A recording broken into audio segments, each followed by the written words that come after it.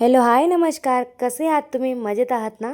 मी सोनू आसवाले स्वागत करत आहे तुमच्या आपल्या यूट्यूब चॅनलमध्ये, ज्याचं नाव आहे सोनाज फॅमिली ब्लॉग. तर तुम्ही कसे आहात नक्की कमेंटमध्ये सांगा. आणि हो, हसत राहा, खेळत राहा आणि माझे नवनवीन ब्लॉग नेहमी बघत राहा. तर मी आज सकाळी 5लाच उठले, कारण काल रात्री मला काहीच करायला वेळ मिळाला नाही. कारण चिरागचा टेस्ट चालू आहे, त्याचा पण अभ्यास घ्यायचा असतो.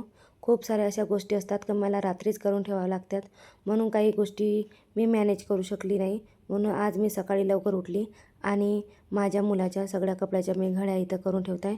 कारण तो आत्ता उठेल थोड्या वेळात, मग माझं मम्मा हे कुठं गेलं ते कुठं गेलं करत राहील, म्हणून मी तो उठायच्या पहिलेच त्याचं पूर्ण सामान सेट करून ठेवत आहे.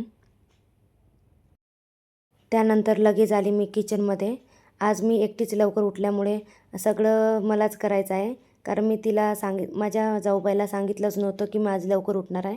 मला रात्री काही बरोबर झोप लागली नव्हती, कारण कामाचा व्याप होता, म्हणून मी म्हटलं लवकर उठावं, म्हणून मी एकटीच स्वतः लवकर उठली. माझ्या जाऊबाई उठेल तेव्हा तिला खरंच शॉक बसेल, कारण मी तिला सांगितलंच नव्हतं की मी लवकर उठणार. कारण तीच नेहमी लवकर उठते माझ्या पहिलं, पण आज मी लवकर उठली तर तिला नक्कीच शॉक बसेल. तर मी इथं बनवत आहे चिराग आणि अतूसाठी टिफिन. मी पहिलं त्यांच्यासाठी टिफिन बनवून घेईल, कारण मग ते उठतात मग खूप गोंधळ घालतात, म्हणून मी त्यांच्यासाठी पहिलं टिफिन बनवून घेईल. तर आज मी बनवत आहे त्यांच्यासाठी चपाती आणि भाजी, कारण मी नेहमी त्यांना चपाती आणि भाजीच देते. इथे उठलाय चिराग. आज मी चिरागला उठवायला पण गेली नाही, कारण मला वेळच नाही मिळाला, पण तो स्वतःच उठला आहे. माहीत नाही कसा काय उठला, पण तो स्वतः उठला आणि त्याला खूप आनंद झाला की मी आज मम्मा तुमच्या विना पण उठलो, असं म्हणून तो सांगत आहे मला. तर इथं तुम्ही पाहू शकता माझा एकटीचा स्ट्रगल, कारण आज मला कोणी सोबती नाही, म्हणून मला एकटीलाच कॅमेरा घेऊन शूट करावं लागत आहे. काही हरकत नाही, असं पण करून पाहायचं एखादी वेळ. माझ्या मुलाने कालच मला पावभाजी करून द्या असं म्हणून हट्ट केला होता, पण मी काही त्याला पावभाजी करून दिली नाही, कारण त्याच्या स्कूलमध्ये काही अलाउड नाही आहे पावभाजी.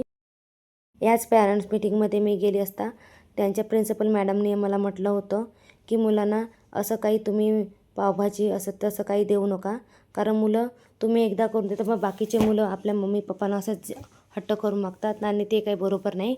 म्हणून त्यांनी आम्हाला सक्त मनाई केली होती की तुम्ही असं काही तळलेलं असं तसं काही देऊ नका.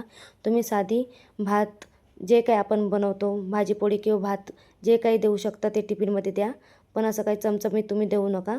कारण एक मुलगा आणतो तर बाकीची मुलं त्याच्याकडेच पाहत राहते, म्हणून तुम्ही असं काही मुलांना टिफिनमध्ये देऊ नका असं आम्हाला सक्त सांगितलं होते. म्हणून मी काही त्याला कधी काही बनवून देत नाही. कधीच मला वाटलं तर त्याला मी इडली वगैरे बनवून देते, ते पण सॅटर्डेला. नाहीतर इतर दिवशी मी त्याला काहीच असं चमचमीत देत नाही, नॉर्मल भाजीपोळी देते. इतर मी भरत आहे चिकू अदूसाठी टिफिन. दोघांचे टिफिन सेम असल्याने मला समजत नव्हतं की मी कोणत्या डब्यात किती टाकू. तर काही मी जास्त इथं टिफिन भरत नाही, त्यांना हवा तेवढाच भरत आहे, कारण जास्त भरला तर ते काही खाऊन येत नाही, म्हणून त्यांना पाहिजे तेवढाच मी टिफिन इथं भरत आहे. तर ही झाली आता टिफिन भरून आपलं ओके. त्यानंतर मी करणार बाकीचे कामं. कोणतेही काम करताना आपल्याला खूप कष्ट करावं लागते, कारण कोणतीही गोष्ट आपल्याला सहजासहजी मिळत नाही. त्यासाठी खूप जास्त जिद्द चिकाटी आणि खूप मेहनत करावी लागते, आणि ती मी करत आहे. पण या मेहनतीमध्ये मला खूप काही अडथळे येत आहे.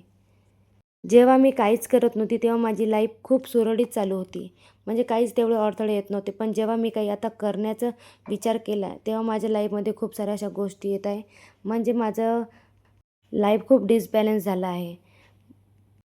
असं म्हणतात की एखादी आपण गोष्ट करायला जातो तेव्हा नेहमी अडथळे येतात.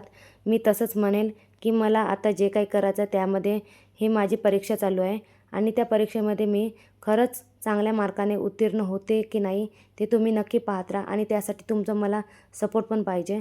म्हणून माझा जे कोणी व्लॉग पहिल्यांदा पाहते त्यांनी नक्की चॅनलला सबस्क्राईब करा. आणि हो, कमेंट्स करायला कधी विसरू नका. तुम्ही नक्की कमेंट्स करत जा, मला तुमचे कमेंट्स वाचायला खूप आवडते, म्हणून तुम्ही कमेंट्स करायला विसरू नका. आणि तुम्ही माझ्या लाईफचे भागीदारी व्हा, म्हणजे जे काही मी आपले लाईफ स्टोरी तुम्हाला शेअर करते ते तुम्ही नक्की आनंदाने पहा आणि कमेंट्स करायला विसरू नका. तर इथे मी करत आहे रॅम्प वॉक, कारण याची मला रील बनवायची होती, म्हणून माझ्या जाऊबाईने सांगितलं की ताई तुम्ही अशा अशा करा, म्हणून मी तिच्याच म्हणण्याने करत आहे. कारण मलाही तेवढं काही येत नाही, पण रील्स करणं महत्त्वाचंच होतं म्हणून इथे मी बनवत आहे रील. तर ही पण रील आपल्या चॅनलवर अपलोड आहे, नक्की पहा. तुम्हाला हा व्लॉग कसा वाटला नक्की सांगा. भेटूया उद्याच्या व्लॉगमध्ये. तोपर्यंत टाटा बाय बाय, धन्यवाद.